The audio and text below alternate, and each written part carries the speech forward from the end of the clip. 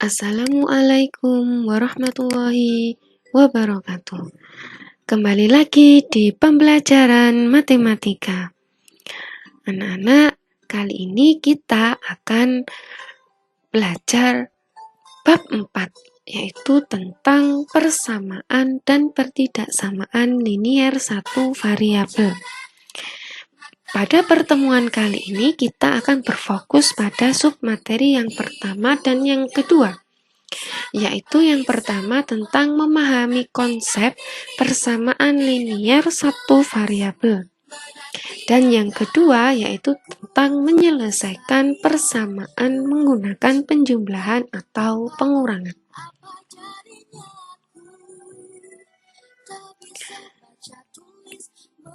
Memahami konsep persamaan linier satu variabel.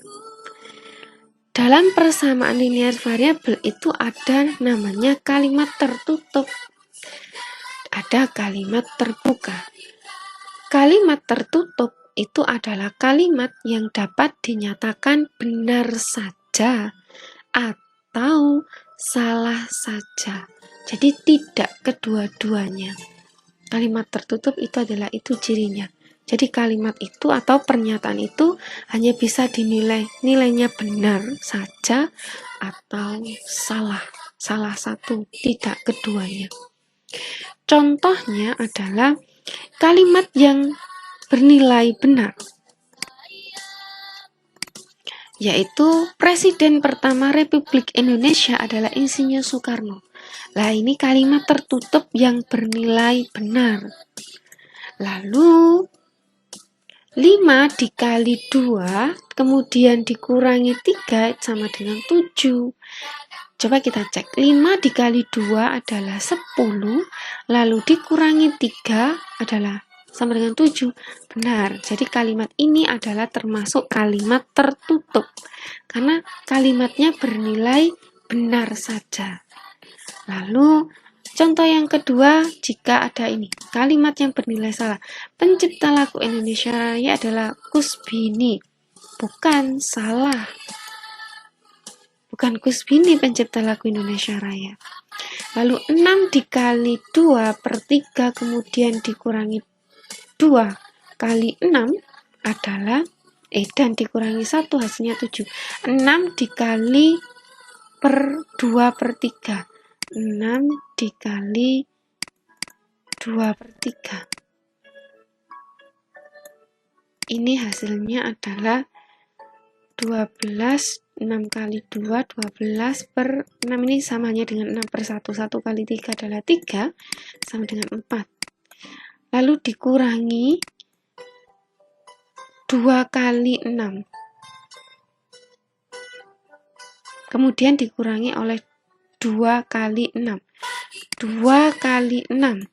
2 kali 6 adalah 12. Dan dikurangi 1. Lalu dikurangi lagi 1. Hasilnya adalah 7. 4 diambil 12 adalah uangnya 4, utangnya 12. Jadi utangnya tinggal 8. Lalu min 1. Utang 8, utang lagi 1, jadi utangnya 9. Hasilnya adalah negatif 9, sedangkan ini adalah 7, jadi salah. Inilah yang dikatakan kalimat tertutup. Jadi jelas, oh dia bernilai benar, oh dia bernilai salah, jelas. Menentukan dia salah, dia benar itu jelas. Sedangkan untuk kalimat terbuka itu adalah kalimat yang belum dapat ditentukan, nilai kebenarannya. Jadi kita tidak bisa menilai kalimat itu benar atau salah. Harus kita hitung dulu. Karena memiliki unsur belum diketahui nilainya. Makanya kita belum tahu menentukan kalimat itu benar atau salah karena belum diketahui nilainya. Contohnya adalah 2 dikurangi M. 2 diambil M. Sama dengan 1. Lah, M ini bisa diisi angka berapapun, bisa diganti angka 1. Kalau diganti angka 1, berarti 2 diambil 1 adalah 2, benar. Tapi itu kalau diisi 1. Kalau di M-nya diganti angka 8, maka 2 diambil 8 seharusnya kan negatif 6. Sedangkan ini 1, berarti itu bernilai benar. Nah, maka dari itu kita tidak tahu M ini akan diisi angka berapa. Itu yang dikatakan kalimat terbuka. Jadi variabelnya itu belum tahu akan diganti angka berapa. Begitu juga dengan X plus 7 sama dengan 9. Nah, X ini mau diganti angka berapa kan belum jelas. Nah, begitu juga B ini diganti angka berapa masih belum jelas. Nah, itu yang dikatakan inilah bentuk kalimat terbuka yang belum diketahui benar atau salah. Lah, untuk mengetahui benar atau salah, caranya menghitungnya adalah seperti ini. Sebelum itu, coba kita lihat dulu contoh kalimat terbuka. Yang mana? Kalimat terbuka persamaan linear satu variabel. Namanya saja persamaan. Berarti pakai simbol sama dengan. Lalu linear itu adalah garis lurus, berarti X atau Y-nya itu pangkat 1. Ya, satu variabel, berarti hanya ada satu huruf. Hanya ada satu huruf. Nah, coba X plus 7 pakai simbol sama dengan. Lalu garis lurus pakai satu huruf. Hurufnya hanya satu, pangkatnya pangkat 1. Jadi ini benar. Kalimat terbuka persamaan linear satu variabel. Lalu coba kita lagi yang persamaan linear satu variabel. Ini simbolnya bukan sama dengan, pasti bukan. Ini simbolnya sama dengan. Lalu hanya ada satu huruf. Hurufnya hanya X saja. Huruf itu X-nya 2, ya, tapi bisa disederhanakan. Jadi kan hanya ada satu X. Hurufnya hanya satu, yaitu siapa? X. Meskipun X-nya 2. Simbolnya sama dengan, jadi ini benar persamaan linear satu variabel. Lalu ini kita lihat simbolnya bukan sama dengan, berarti ini bukan.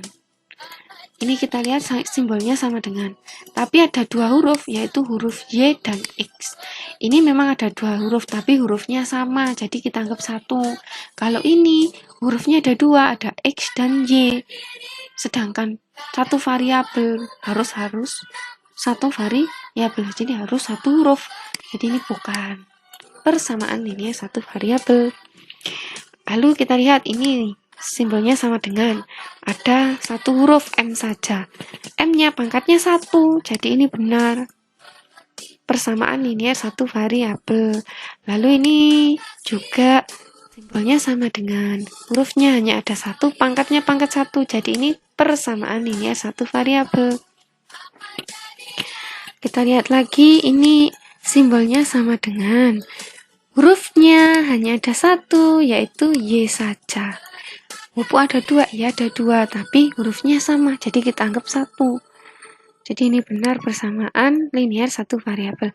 Ini bukan sama dengan, jadi bukan. Ini sama dengan, hurufnya satu, tetapi pangkatnya ada pangkat 2, sedangkan yang diinginkan adalah pangkat 1, jadi ini salah. Jadi yang termasuk persamaan linear satu variabel adalah yang A, C, F, G, dan H. Paham ya anak-anak? Lalu berikutnya menyelesaikan persamaan menggunakan penjumlahan atau pengurangan. Nah, ini jika diketahui kalimat terbuka. Tadi ada kalimat terbuka. Kita tahu ya kenapa kalimat terbuka? Karena kita belum tahu ini bernilai benar atau salah. Berapakah nilai M persamaan bernilai benar supaya bernilai benar? Jadi kita disuruh mencari nilai M, seperti yang di atas mencari X supaya bernilai benar. Kalau ini karena hurufnya M, kita mencari M supaya bernilai benar. Ini kalimat terbuka. Caranya adalah kita tulis 4 ditambah M sama dengan 11. M, huruf itu tetap berada di kirinya sama dengan. Tetap kita tulis positif M, karena tidak berpindah tempat, sama dengan 11. Positif 4 ini berpindah ke kanan, jadi negatif.